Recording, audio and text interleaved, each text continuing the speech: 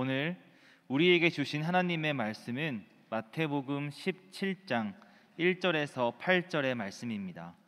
신약성경 28면에 있습니다.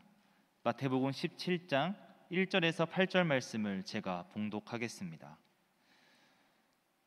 엿새 후에 예수께서 베드로와 야고보와 그 형제 요한을 데리시고 따로 높은 산에 올라가셨더니 그들 앞에서 변형되사 그 얼굴이 해같이 빛나며 옷이 빛과 같이 희어졌더라.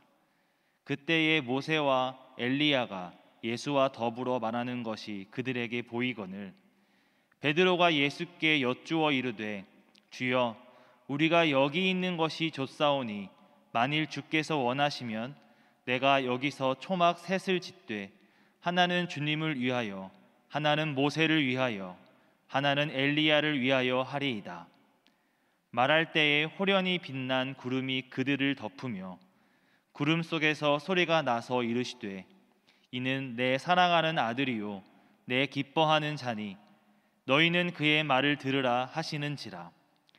제자들이 듣고 엎드려 심히 두려워하니 예수께서 나와 그들에게 손을 대시며 이르시되 일어나라 두려워하지 말라 하시니 제자들이 눈을 들고 보매 오직 예수 외에는 아무것도 보이지 아니하더라. 담임 목사님 나오셔서 변화산의 가르침이라는 제목으로 하나님 말씀을 선포하시겠습니다. 할렐루야. 우리 옆에 있는 분과 인사 나누시겠습니다. 사랑합니다. 축복합니다. 하나님은 당신의 편이십니다. 아멘. 고맙습니다. 오늘 말씀을 보면 예수님께서 세 명의 제자 베드로, 야고보, 요한과 함께 산에 오르십니다. 아마도 분주한 일상을 모두 다 멈추고 산에 오르시는 데는 이유가 있었겠지요. 다른 이유가 아니라 바로 하나님 앞에 기도하기 위하여, 하나님을 만나기 위하여, 하나님의 음성을 듣기 위하여 그렇게 예수님은 산에 오르십니다. 그런데 놀라운 것은요, 그 산에서 변화하셨습니다. 여러분이 보시는 이 성화의 그림에 나타나는 것처럼요, 예수님께서 놀랍도록 변화하셨고 많은 사람들이 이 일로 깜짝 놀랐다는 것입니다. 소위 변화산상의 예수님이라고 불려지는 이 오늘의 장면을 잘 이해하기 위해서는 실은 오늘 본문만이 아니라 앞에 그리고 뒤에 말씀과 연계하여서 이해하는 것이 더 좋을 것 같습니다. 그래서 먼저 우리는 오늘 본문 말씀의 앞부분이라고 할 수 있는 마태복음 16장 13절 이하의 말씀부터 함께 보시겠습니다. 여러분들도 오늘 본문 말씀을 이렇게 펴놓으시고요, 앞에 본문, 뒤에 본문 같이 보시면서 말씀의 은혜를 누리셨으면 좋겠습니다. 마태복음 16장 13절 이하의 말씀을 보니까 예수님께서 제자들과 함께 빌립보 가이사랴라고 하는 지방에 이르십니다. 그리고 예수님께서 갑자기 제자들을 둘러보시면서 이야기를 하셨다는 것이지요. 사람들이 나를 누구라 하느냐? 이렇게 물으셨다는 것입니다. 평상시에는 세상 사람들이 예수님을 누구라 보는지 또 이야기하는지 별로 관심이 없는 것처럼 보이셨는데요, 오늘은 갑자기 예수님께서 제자들에게 세상 사람들이 나를 누구라 하느냐라고 이렇게 물으셨다는 것입니다. 잠시 머뭇거렸던 제자들은 예수님을 향하여서 세상 사람들의 이야기를 전합니다. 어떤 이들은 세례 요한이라고 합니다. 어떤 이들은 엘리야가 이 땅에 다시 온 것이다 라고 이야기합니다. 어떤 이들은 에레미야나 이와 같은 선지자 중에 한 분일 것이다 라고 이야기합니다 라고 그렇게 전하지요. 그렇게 제법 괜찮게 세상 사람들의 이야기를 전하였다라고 생각하며 흐뭇해하고 있었는데요, 그런 제자들을 향해서 예수님께서 다시 재차 물으셨다는 것입니다. 아, 그래? 그렇구나. 그렇다고 한다면 너희는 나를 누구라 하느냐? 너희는 나를 누구라고 생각하느냐라고 예수님께서 물으셨다는 것입니다. 제자들은 앞선 질문보다 더 당혹스러워서요, 답을 못하고 그냥 눈치만 보고 있었는데, 그래도 용기를 내어서 베드로가 답합니다. 주님은 그리스도시요 살아계신 하나님의 아들이십니다. 주님은 그리스도십니다 라고 이렇게 분명하게 그러나 놀라운 고백을 합니다. 베드로가 예수님 자신을 알아본 것을, 깨달은 것을 기뻐하시며 예수님께서 정말 미소를 지으시며 베드로에게 축복을 하시는데요. 말씀을 보니까 크게 보면 두 가지였던 것 같습니다. 첫 번째는 베드로의 신앙 고백 위에 교회를 세우겠다라고 약속합니다. 네가 참 잘하였다, 고백을 잘하였다라고 이야기하시면서 너의 신앙의 고백 위에 교회를 세우겠다라고 예수님께서 약속하십니다. 그리고 나서 또 다른 복을 허락하여 주시는데요, 베드로에게 천국 열쇠를 쥐어주겠다라고 말씀하십니다. 그래서 이 천국 열쇠를 가지고 있으면 이 땅에서 매면 하늘에서도 매이고 이 땅에서 풀면 하늘에서도 풀리는 놀라운 역사가 있을 것이다 라고 예수님께서 약속하십니다. 여러분, 얼마나 놀라운 큰 은혜입니까? 그의 믿음 위에 교회가 세워지고 그가 갖고 있는 천국 열쇠를 통하여서 이 땅에서 기도하면 하나님께서 응답해 주신다고 약속하여 주셨으니 얼마나 큰 은혜입니까? 아마 이 일로 인하여서 베드로는 어깨가 조금 으쓱 우쭐 되었으리라 생각을 합니다.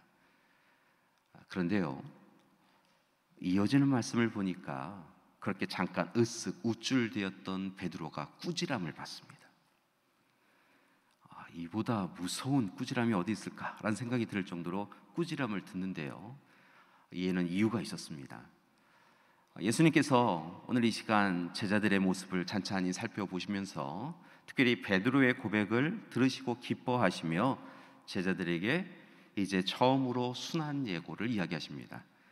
즉, 이제 하나님께서 예수님을 이 땅에 보내신 이유가 있는데, 목적이 있는데 그 목적을 이루기를 원하신다라고 이야기하며 장차 얼마 지나지 않아서 자신이 십자가에서 고난을 받고 죽임을 당할 것이라고, 세상 사람들로부터 조롱과 멸시를 당하여 죽임을 당할 것이다 라고 전하십니다. 이렇게 순한 예고를 전하셨던 것이지요. 그런데 예수님께서 이 순한 예고를 전하시자마자 베드로가 안 됩니다 라고 이야기합니다. 주여 그리 마옵소서라고 이렇게 성경은 기록하고 있는데요, 아무도 예수님께서 나 십자가에서 이제 죽을 거야, 그것이 하나님의 뜻이야 라고 이야기하니까 베드로가 안 됩니다, 그럴 수 없습니다 라고 이야기했다는 것입니다. 예수님은 그를 향하여서 한편으로는 측은하게, 한편으로는 분노하시며 이야기하십니다. 사단아 물러가라. 여러분, 베드로를 향하여서요, 사단아 내 뒤로 물러가라 라고 이야기하셨다는 것입니다. 조금 전에 놀라운 고백을 하여서 칭찬을 받은 베드로인데요, 오늘 이 시간 하나님의 뜻, 예수님을 통하여 이루시고자 하시는 하나님의 뜻은 외면한 채 자신의 생각에 이것은 합당하지 않다라고 생각하여서 그리할 수 없습니다, 예수님 죽으실 수 없습니다 라고 하는 베드로에게 오늘 이 시간 예수님은 사단이라고 부르며 꾸짖고 계셨다는 것입니다. 그리고 제자들에게 이제 고백한 대로 마땅히 살아가야 될 제자의 삶, 그리고 이제 그리스도인의 삶에 대하여 충고하고 계신 것을 볼 수 있는데요, 이렇게 이야기하십니다. 예수께서 제자들에게 이르시되 누구든지 나를 따라오려거든 자기를 부인하고 자기 십자가를 지고 나를 따를 것이니라. 누구든지 제 목숨을 구하고자 하면 잃을 것이요 누구든지 나를 위하여 제 목숨을 잃으면 찾으리라. 오늘 이 시간 예수님께서는 철저하게 하나님의 뜻에 순종하여 하나님께 영광 돌리는 삶을 살아갈 것을 베드로와 또 다른 제자들에게 분명하게 이야기해 준 것이죠. 여러분, 고백 중요합니다. 고백해야 합니다. 베드로의 고백 참으로 놀랍고 인정받을 만합니다. 그렇게 그 믿음의 고백 위에 교회가 세워지고 베드로에게 천국의 열쇠가 주어진 것 아니겠습니까? 그런데 그 고백만큼이나 중요한 것이 있다는 것입니다. 고백하였다면 고백한 대로 제대로 살아야 한다는 것입니다. 변화하여 살아야 한다는 것입니다. 그런데 오늘 베드로는 고백은 하였을 때 하나님의 뜻을 자신의 뜻으로 품는 변화를 하지 못하였기에 오늘 이 시간 예수님께 꾸지람을 들은 것입니다. 여러분, 변한다라고 하는 것 참 쉽지 않지요. 오늘 이 시간 그렇게 꾸지람을 들은 베드로와 제자들은 한편으로는 의기소침해 있었을 것으로 보입니다. 그러나 또다시 주님이 주신 그 말씀을 통하여서 변화한 것 같지는 않습니다. 고백한 대로 살아가는 삶, 그 삶을 실천하지 않은 것 같습니다. 왜냐하면 오늘 말씀이 시작되어지는 부분의 말씀을 보면 이렇게 고백을 통하여 칭찬을 받고 또 다르게는 제대로 변화하지 않은 것으로 인하여 꾸지람을 들은 그 제자들이 오늘 이 시간 변화산에 오르는데, 이 변화산에 오르는 그 날이 꾸지람을 들은 지 6째 날이었다라고 성경은 표현하고 있다는 것입니다. 왜 6째 날일까요? 물론 누가복음은 8일째다라고 이야기하기도 하는데요, 오늘 마태복음에 보면 6일째, 그렇게 변화산에 그들이 예수님의 변화를 목격할지 모르고 이 산에 올랐다라고 이야기합니다. 왜냐하면 이 6이라고 하는 숫자는 이스라엘 백성들, 유대인들에게는 완전하지 않은 숫자를 의미합니다. 불완전한 것을 의미하지요. 그러니까 오늘 이 시간에 그들이 여전히 불완전한 상태로, 변화하지 않은 상태로 그냥 고민은 가지되 그 고민을 자신의 삶으로 온전히 삭혀서 변화되지 않은 그런 삶, 그냥 예전 그대로의 삶으로 오늘 이 시간 계속 그들은 살고 있었다라고 오늘 말씀의 저자인 마태는 이야기하고 있다는 것입니다. 아무튼 그렇게 엿새가 지난 후에 그들이 변화산에 오릅니다. 여전히 그 사람들은 옛사람으로 올라가게 되어지지요. 그리고 제자들이 놀라운 광경을 목격하게 됩니다. 오늘 변화산상에서 예수님을 통하여 목격한 제자들의 그 모습은 두 가지였습니다.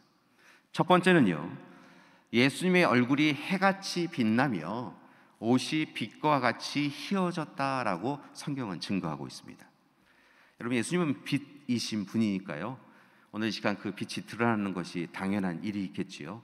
그런데 이 세상의 빛과는 전혀 다른 정말 엄청난 광채가 예수님의 얼굴에서 드러났다는 것입니다. 그리고 옷이 어떤 사람도 빨아서 그렇게 깨끗하게 할 수 없을 정도로 참으로 깨끗하여졌고, 그리고 하얘졌다, 휘어졌다라고 성경은 기록하고 있습니다. 그런데 우리가 주목할 단어가 실은 여기에 있습니다. 오늘 이 시간 예수님께서 스스로 자신이 메시아이심을 드러내기 위하여 자신 스스로 영광을 받기 위하여 변하신 것이 아니라는 겁니다. 이 변하였다라고 하는 이 표현을 보니까요, 능동형이 아니라 수동형의 단어인 것을 봅니다. 달리 표현해 드리면 자신을 드러내기 위하여 자신이 영광 받기 위하여 예수님이 변하신 것이 아니라 철저하게 예수님은 하나님의 명령에 의해 하나님의 은혜 가운데 그렇게 변화를 받으셨다는 것이지요. 분명한 것은 예수님께서도 그 변화산상에서 하나님을 만나시고 하나님의 뜻에 철저하게 순종하여 변화하셨다라고 성경은 증거합니다. 두 번째, 예수님께 일어난 놀라운 변화가 있었는데요, 그것은 바로 예수님 곁에 모세와 엘리야가 서 있었다는 것입니다. 잘 아시다시피 모세와 엘리야는 예수님의 동시대 사람들이 아닙니다. 모세와 엘리야, 그 두 사람도 동시대 사람들은 아니지요. 그런데 모세와 엘리야가 예수님 곁에 있는 것을 제자들이 목격합니다. 여러분, 이스라엘 백성들에게 모세와 엘리야는 아주 특별한 사람들인데요, 특별한 의미를 가지고 있는 사람들인데 그들이 예수님과 함께 있는 것을 목격하였다는 것입니다. 놀라운 풍경 앞에서 그들은 더 깜짝 놀라게 되어지는데요, 여러분, 왜 예수님 곁에 모세와 엘리야가 나타난 것일까요? 이 이야기에 대해 학자들은 여러 가지 이야기를 하는데요, 크게 보면 오늘 우리는 한 3가지 정도로 그 이유에 대하여서 해석할 수 있을 것 같습니다. 첫 번째는 바로 모세는 율법을, 엘리야는 예언을 대표하는 사람이었다는 것입니다. 모세는 율법을, 하나님으로부터 받아서 백성들에게 전한 사람이고요. 그리고 엘리야는 대표적인 예언을 하였던 사람이었다는 것이죠. 그래서 두 사람은 율법과 예언의 대표자라고 이스라엘 백성들에게, 유대인들에게 인정받았습니다.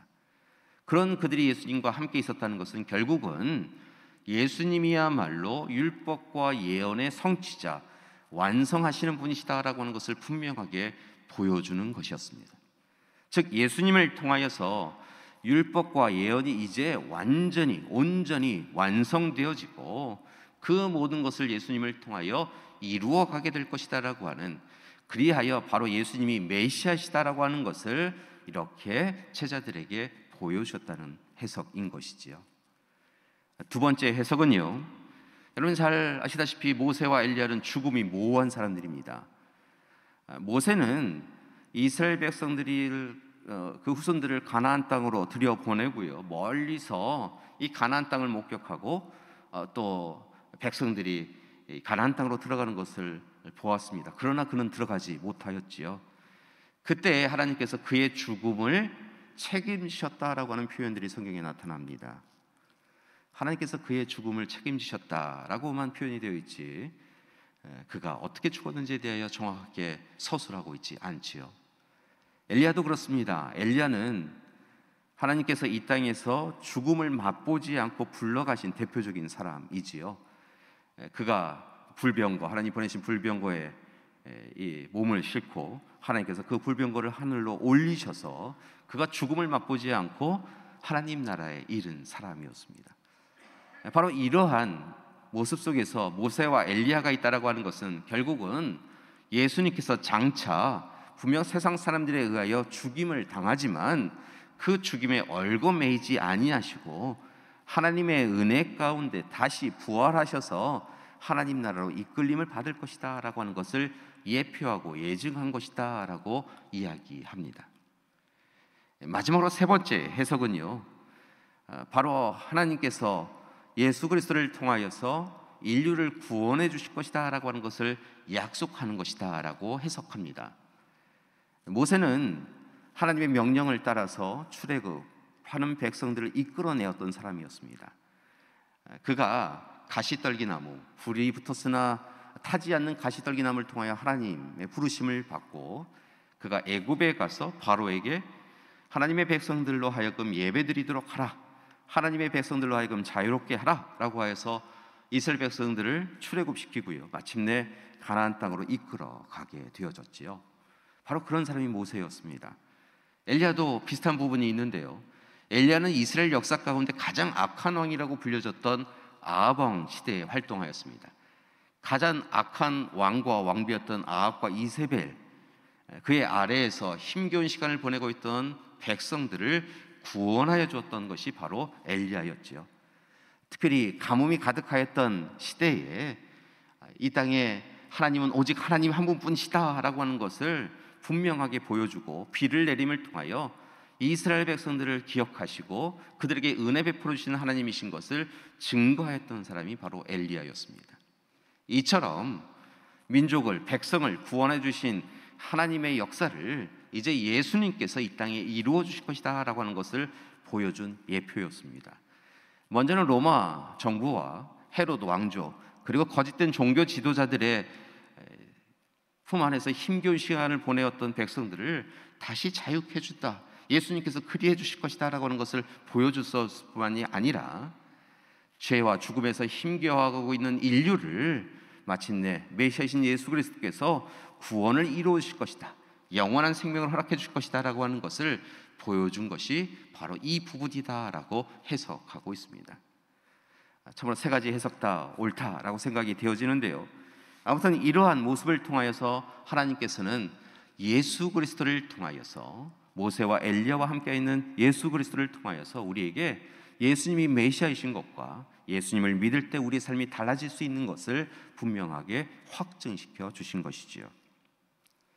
자, 그런데 이러한 하나님의 비밀을 깨달아야 되는데요, 앞서도 말씀을 드렸지만 고백에 합당하지 않은 삶을 살았던 베드로, 그리고 또한 여전히 불안정한 상태로 하나님의 뜻에 합당하지 않은 삶을 살아간 채로 산에 오른 베드로는 이 놀라운 모습을 보고도 이 귀한 비밀을, 신비로움을 깨닫지 못하고 있는 것을 봅니다. 그래서 그는 헛된 이야기를 하고 있는데요, 말씀을 보니까 4절 말씀을 보니까 이렇게 베드로가 제안하고 있습니다. 베드로가 예수께 여쭈어 이르되 주여 우리가 여기 있는 것이 좋사오니 만일 주께서 원하시면 내가 여기서 초막 셋을 짓되 하나는 주님을 위하여, 하나는 모세를 위하여, 하나는 엘리야를 위하여 하리이다 라고 그렇게 이야기하고 있습니다. 분명한 것은 주님이 원하시면이라고 이야기하고 있는데요, 실은 주님이 원하시는지 안 원하시는지는 그의 생각에, 염두에 없습니다. 베드로와 제자들은 예수님이 눈이 부시게 변모하시고 모세와 엘리야와 함께 있는 것을 보면서 실은 주님의 뜻이라면 이라고 하면서 제안하였지만 자신의 뜻이 이와 같습니다 라고 이야기하며 초막셋을 제안하고 있다는 것입니다. 주님 원하시면, 말은 그렇게 했지만 주님이 어떤 마음인지 어떤 생각인지는 미처 깨닫지 못하고 오히려 이게 참 좋겠다, 제가 이렇게 했으면 좋겠습니다 라고 이야기하며 자신의 뜻, 자신의 생각을 주님의 마음으로 왜곡하고 포장하여서 제안하였다는 것입니다. 하나는 주님을 위하여, 하나는 모세를 위하여, 하나는 엘리야를 위하여 초막을 짓고 제가 여기 거했으면 좋겠습니다, 이곳이 좋사오니 이곳에 머물겠습니다 라고 이야기했다는 것입니다. 여러분, 베드로의 심정도 이해는 됩니다. 오늘 말씀이 이야기 되어지는 부분은 아마도 예수님의 공생의 사역의 3년차 어느 때였을 거라고 생각을 합니다. 그러니까 지난 1년, 2년 차 때에 아마도 베드로와 제자들은 예수님과 동행하면서 공생의 사역을 하면서 행복했던 시간들도 있었지만 더 많은 시간, 힘들고 어려운 시간들이 있었을 것입니다. 예수님의 말씀, 참으로 오묘한 그 말씀을 듣고 깨닫지 못하고 사람들이 조롱하고 멸시하는 것을 그들이 함께 들었을 것입니다. 때로는 마을로부터 쫓김을 당하기도 하였고요, 돌팔매질을 당하기도 하였을 것입니다. 여러분, 늘 굶주렸습니다. 목말랐습니다. 그러니 베드로의 입장에서는 이제 다 귀찮습니다, 다 싫습니다, 여기서 다시 산 밑으로 내려가서 예전과 똑같은 일을 하라고요? 싫습니다, 그냥 이곳이 좋사오니 오늘 시간 주님의 놀라운 변모를, 변화된 모습을 경험하고 게다가 모세와 엘리야가 주님 곁에 서 있는 이 모습을 본 이곳이 바로 거룩한 곳이요 신비를 체험한 곳이니 이곳에서 그냥 있으면 좋겠습니다 라고 그렇게 베드로는 제안하였다는 것입니다. 여러분, 그러나 이것은 분명한 것은 예수님이 원하시는 것이 아니었다는 것입니다. 주님이 원하시면이라고 이야기했는데 결코 주님이 원하시는 일이 아니었다는 것입니다. 오히려 예수님은 산상 위에서 변화하셨는데요, 그것은 산 위에 머물며 영광을 누리기 위해 했다고 하는 것이 아니라 오늘 이 시간 이 산 위에서 여전히 변화하지 못하고 있는 베드로와 제자들에게 이곳에서 너희가 하나님의 도우심을 받아서 내가 변화한 것을 보고 또한 모세와 엘리야가 함께 있는 것을 바라보고 마땅히 살아가야 될 삶을 위하여 이제부터 제대로 변화하겠습니다, 결단해야 되는 것이 너희에게 주어진 일이다 라고 주님은 이야기하고 계시다는 것입니다. 믿음의 확신을 가지고 이제 산 아래에 내려가서 더욱 열심히 예수님과 함께 하나님 나라의 복음을 전하는 것, 그것을 행하라고 하는 것이 하나님의 뜻이지 여기에 머물고 있어라 라고 하는 것이 하나님의 뜻이 아니다 라고 주님은 이야기해 주고 있으시다는 것입니다. 그런데요, 베드로는 여전히 깨닫지 못합니다. 그래서 그런지 오늘 말씀을, 이어지는 말씀을 보니까 갑자기 그들이 이야기하고 머무르던 그곳에 갑자기 구름이 찾아옵니다. 빛난 구름이 그들을 덮었다는 것입니다. 보통 구름, 안개 이런 것도 바로 하나님의 임재를 의미하기도 하는데요, 하나님께서 그곳에 임재하셨다는 것이지요. 그리고 연이어서 구름 속에서 다분히 그들을 꾸짖는 음성이 들려옵니다. 5절의 말씀을 보니까 이렇게 꾸짖으십니다. 이는 내 사랑하는 아들이요 내 기뻐하는 자니, 중요합니다. 여기가 너희는 그의 말을 들으라. 너희는 그의 말을 들으라 라고 하나님께서 음성을 전해주셨다는 것입니다. 먼저 하나님께서는 예수님께서 바로 메시아, 하나님의 아들이신 것을 다시 한번 확증시켜 주시지요. 이는 내 사랑하는 아들이라. 여러분 기억나시지요? 예수님께서 세례 요한에게 요단강에서 세례를 받으실 때 하늘 문이 열리고 이는 내 사랑하는 아들이다 라고 이야기하며 예수님이 메시아이신 것을 확증시켜 주셨지요. 그러셨던 하나님께서 오늘 이 시간에 변화산상에서 다시 제자들에게 이는 내 사랑하는 아들이다 라고 이야기하며 예수님이 메시아이신 것을 확증시켜 주셨는데요, 연이어서 분명하게 하나님께서 제자들에게 말씀하셨다는 겁니다. 그러니 제발 제대로 주님 말씀, 예수님 말씀 제대로 믿고 들어라, 이렇게 이야기하셨다는 것입니다. 너희 생각, 너희 기준으로 살지 말고 오직 예수님의 말씀에 귀를 기울이고 그 말씀에 순종하여 이제는 제발 변화된 삶, 제자다운 삶 살아가라 라고 하나님이 말씀하셨다는 것입니다. 여러분, 제자들이 얼마나 두려웠을까요? 하나님의 음성을 듣는 것도 두려운 일인데 하나님이 꾸짖으시니까요. 왜 제대로 살지 않냐고, 변화된 상태로 살지 않냐고, 지난 2년 동안 예수님의 이야기를 수없이 들었음에도 불구하고 왜 제대로 살지 않느냐고 꾸짖으니 얼마나 두려웠겠습니까? 말씀을 보니까 그들이 엎드러졌다라고 이야기하는데요, 그냥 땅에 퍽 하고 완전히 부복하여서 엎드러져서요, 어찌할 줄 모르고 두려움에 덜덜덜덜 떨고 있었습니다. 그렇게 두려움으로 떨어져 있는 그들 향하여 예수님께서 찾아오십니다. 그리고 그들 향하여 투닥투닥하시며 되었다, 괜찮다, 하나님 말씀에 두려워하며 너희가 있는데 한 가지만 하면 돼. 이제 일어나.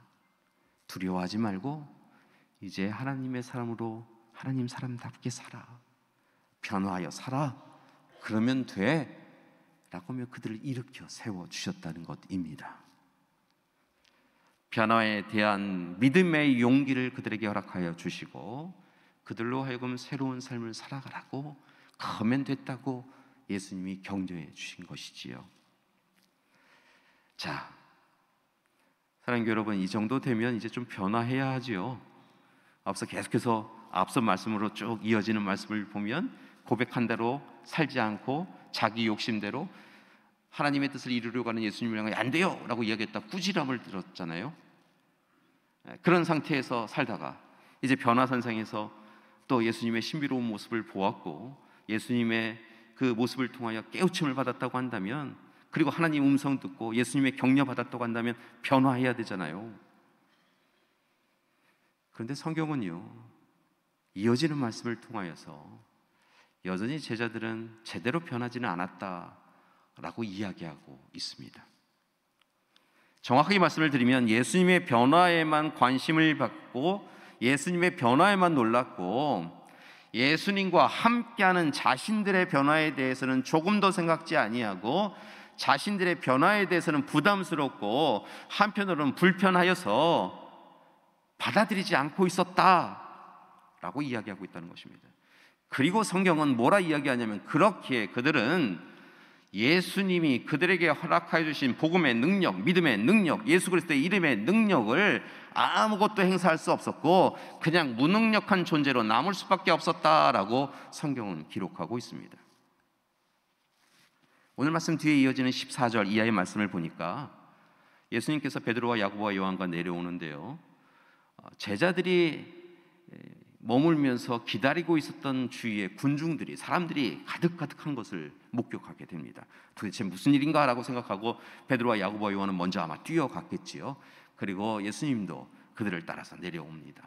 어떤 일이 있었냐면요, 어떤 한 사람이 자신의 아들을 치유해달라라고 하면서 제자들을 찾아왔다는 것입니다. 실제로는 예수님을 찾아왔는데요, 예수님이 마침 기도하러 산에 올라가셨으니까 예수님을 못 만나고 제자들만 있는데 제자들에게 제 아들을 좀 낫게 해달라라고 청하였습니다. 그 아들이 어떤 어려움이 있었냐면요, 귀신에 들려서 간질과 함께 이게 물인지 불인지 모르고 막 뛰어드는 그런 위험한 상태에 있었다는 것입니다. 그러니 제발 이 아들을 좀 낫게 해달라고 청하였던 것이지요. 제자들이 지난 공생의 시간들 동안에 예수님과 함께했던 시간들 가운데 본 것이 있지요. 예수님이 이적, 표적, 기적을 행하였던 것을 기억하고요. 스스로 자신들을 스스로 무엇인가를 해보려고 합니다. 진흙을 이겨서 몸에 대보기도 하고 막 흔들어 보기도 하고, 그때 아무것도 할 수 없었다는 것입니다. 그런 제자들을 향하여 예수님께서 이야기하십니다.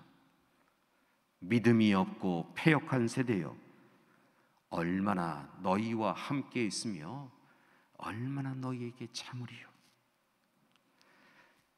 하나님이 주님 부르실 그날이 가까울 것을 아셨기에 예수님께서는 난 이제 가야 되는데 내가 얼마나 너희와 더 있어야 되느냐, 그리고 끊임없이 계속하여서 변화하여서 하나님의 사람으로 살아가면 능력과 힘을 얻는다라고 이야기했는데 왜 여전히 하나님 주시는 능력과 힘을 제대로 사용하지 못하고 있느냐, 왜 너희가 여전히 무능력한 존재로 하나님을 전혀 모르는 사람처럼 살아가고 있느냐라고 그렇게 꾸짖으셨다는 것입니다. 여러분, 왜 제자들은 그 병든 아이를, 귀신 들린 아이를 고치지 못하였던 것일까요? 예수님 말씀 가운데 답이 있었지요. 결국은 그들이 예수님과 육신적으로는 함께하고 있었지만, 그래서 예수님의 말씀에 귀가 즐겁고 때로 마음이 찌릿한 기쁨은 있었지만, 그들의 마음이 완전히 변화하여서, 삶이 완전히 변화하여서 진짜 예수님의 제자로, 진짜 하나님의 자녀로 누릴 수 있는 진정한 기쁨은 누리지 못하고 있었다는 것입니다. 그리고 그들에게 주어진 예수 그리스도의 이름의 능력에 대하여서 그들이 제대로 사용하지 못할 정도로 변화하지 않은 삶을 살고 있었다는 것이지요. 그냥 무능력하게 아무것도 할 수 없는, 그냥 단순히 예수님을 아는 사람, 예수님의 이적을 참관한 사람으로 살고 있었다는 것입니다. 자, 그렇다면 우리에게 중요한 질문이 한 가지 주어집니다. 우리는 어떻습니까? 저와 여러분은 어떻습니까? 여러분은 지금 이 시대에 어떻게 살고 있습니까? 오늘 이 시간 그리스도인이고 하나님의 자녀이시고, 하나님께서 여러분을 통하여 세상을 변화시키시고, 하나님께서 여러분을 통하여 놀라운 일을 이루어 가신다라고 약속하셨는데, 오늘 이 시간 우리는 어떻게 살고 있느냐라는 것입니다. 우리의 입술에 기도가 아뢰어질 때마다 하나님께서 응답하신다는 것을 확신하십니까? 오늘 이 시간 우리의 연약한 몸, 우리의 공고한 힘겨운 삶에 대하여 예수 그리스도의 이름을 의지하여서 예수님의 표현에 의하면 이어지는 말씀 가운데 작은 겨자씨만한 믿음만이라도 우리에게 있으면 그것을 붙잡고 기도하면 이루어질 것을 믿으며 살고 있습니까? 여러분, 오늘 시간 우리의 믿음이 분명해지기를 소망합니다. 여러분, 우리의 믿음이 분명해지기 위하여 우리가 변화해야 합니다. 왜 우리가 믿음이 온전하지 않습니까? 믿음의 확신을 갖지 못합니까? 믿음의 선포를 하지 못합니까?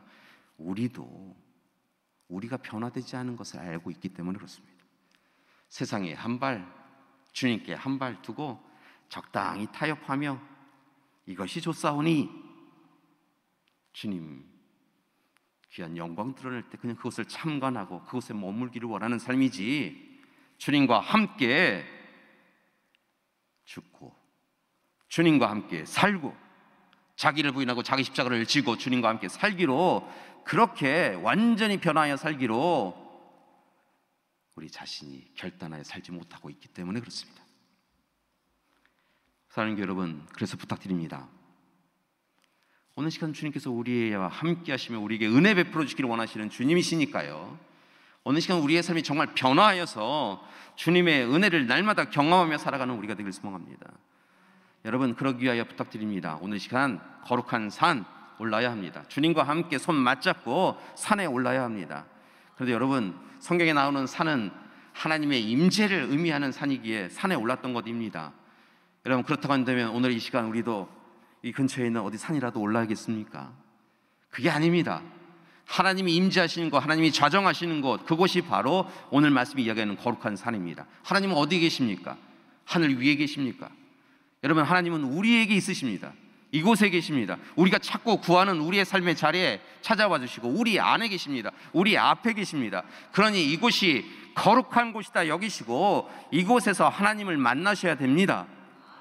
하나님을 만나셔야 합니다. 여러분, 이곳 성전에서 그냥 왔다 가시는 것이 아니라 하나님, 저 왔어요. 하나님, 오늘 이 시간 하나님 앞에서 온전히 변화해서 하나님의 은혜를 누리기 원합니다. 오늘 이 시간 우리도 제자들처럼 주님의 얼굴에 광채를 누리고 오늘 이 시간 주님께서 모세와 엘리야와 함께 있는 것, 그거 보기 원합니다. 하나님, 한 걸음 더 나아가서 변화된 우리가 주님 앞에서 귀한 은혜를 누리길 원합니다. 주님의 사람으로 우리 자신이 변화하길 원합니다. 그렇게 소망하며 살아가는 우리가 되길 소망합니다. 여러분, 주는 그리스도십니다 라고 고백하시고요, 고백하셨다면 고백하신 대로 사시기 바랍니다. 여러분, 말한 대로 사는 거 쉽지 않은 거 알지요? 그러나 그렇게 살아가는 것이 십자가 지는 것입니다. 십자가 다른 것 아닙니다.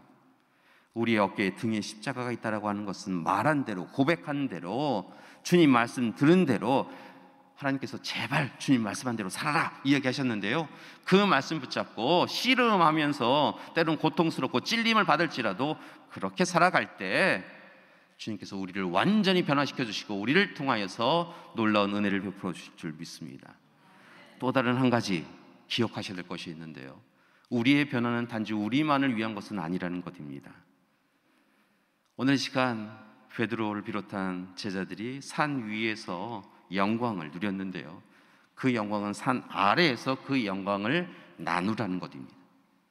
오늘 이 시간 우리가 믿음으로 온전해지고 새롭게 되어져서 하나님의 은혜를 나눌 수 있는 자가 되었다고 한다면, 이제 산 아래 여전히 아무 능력도 없고 단지 오늘 이 시간 귀신에 들린 아들을 둔 부모처럼 아무것도 할 수 없어서 힘겨운 이들을 찾아가서 하나님께서 함께하고 계시다고, 우리가 함께 믿음으로 온전히 변화해서 예수 그리스도의 이름으로 간구하면 우리의 가정이 변화될 수 있다고, 우리 교회가 변화될 수 있다고, 이 나라 이민족이 변화될 수 있다라고 선포하고 이야기하며 살아갈 수 있는 우리가 되기를 소망합니다. 분명한 것은요, 변해야 합니다. 여러분, 이제 변해야 합니다. 교회력으로 보면 다음 주가 종교개혁주일입니다. 벌써 504주년 정도 된 것 같아요. 그런데 종교개혁주일마다 모든 교회 강단에서 교회가 변해야 합니다. 교인이 변해야 합니다. 초대교회로 돌아갑시다. 중세시대 종교개혁을 다시 우리가 이어받아야 합니다 라고 이야기하는데요, 매년 선포만 될 뿐 변하지 않습니다. 교회보다 변하지 않는 데 없는 것 같아요. 교인만큼 변하지 않는 사람들 없는 것 같아요. 왜냐하면 자기 고집, 자기 생각이 너무 커서 그렇지요. 여전히 교회는 면죄부 팝니다. 여전히 교회는 거짓을 이야기합니다. 아마 루터가 이 시대에 살았다고 한다면 95개자가 아니라 아마 950개 정도는 써붙이지 않았을까요? 사랑하는 교회 여러분, 왜일까요? 우리가 변하지 않아서 그럽니다. 우리가 변하지 않아서 교회가 변하지 않는 것입니다. 사랑하는 교회 여러분, 다가오는 한 주간은 힘써서 변합시다. 변화도 우리 욕심대로, 우리 욕망대로, 우리 뜻대로 변하는 것 아니고요, 하나님 뜻대로 제발 주님 말씀 듣고 그 말씀에 기준하여서 주님의 사람으로 변화하여 살아가는 우리가 되기를 소망합니다. 우리 다가오는 한 주간은 그렇게 힘써서 살고요, 종교개혁주일에 우리의 변화된 교회 공동체를 이루기 위하여서 우리 이렇게 변화되었습니다. 교인으로서 변화하였습니다. 우리 가정이 변했습니다. 그렇게 고백할 수 있는 그런 한 주간 보내시기를 간절히 기도드립니다. 함께 기도하시겠습니다. 사랑의 주님, 오늘 우리의 삶을 들여다보았습니다. 변화선상에 주님을 바라보았음에도 불구하고 여전히 깨닫지 못하였던 어리석음은 결국은 제자들이 온전히 변화하지 못하였기 때문인 것을 알았습니다. 고백하였을 때, 영광을 맛보았을 때 그들이 변화하지 않았기에 무능력하였던 것을 봅니다. 하나님, 우리를 용서하여 주시옵시고 이제 귀한 말씀 붙잡고 주님의 말씀 귀 기울여 듣고 실천함을 통하여 새로운 사람으로 변화하여 살게 하여 주시옵소서. 하나님, 귀한 이들을 통하여 가정이 변하고 교회가 변하고 이 나라의 민족이 변화할 수 있도록 또한 도와 주시옵소서. 예수님의 이름으로 기도드립니다. 아멘.